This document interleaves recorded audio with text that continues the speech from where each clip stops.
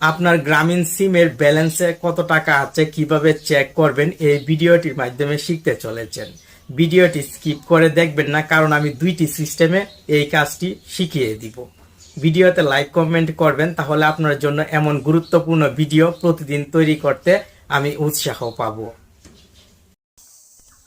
Google play store থেকে মাই GP এই অ্যাপটি ইনস্টল করে নিয়ে আপনার নাম্বারটি দিয়ে একটি অ্যাকাউন্ট তৈরি করে নিতে পারেন। তাহলে এই অ্যাপে কিন্তু আপনি মোবাইলের ব্যালেন্স, ইন্টারনেট ব্যালেন্স সব কিছুই দেখতে পারবেন। ডায়াল প্যাডে চলে আসার পর আপনি ডায়াল করবেন *566# এই কোড নাম্বারটি ডায়াল করবেন। *566# কোড নাম্বারটি ডায়াল করে আপনার গ্রামীণ সিম দিয়ে কল দিয়ে দিবেন। একটু সময় অপেক্ষা করবেন, তাহলে গ্রামীণ সিম থেকে একটি নোটিফিকেশন চলে আসবে। এই যে দেখতে পাচ্ছেন আমার মোবাইলের ব্যালেন্সে কত টাকা আছে এখানে শো হচ্ছে, সেই সঙ্গে এই টাকার মেয়াদ কত তারিখ পর্যন্ত তাও দেখা যাচ্ছে।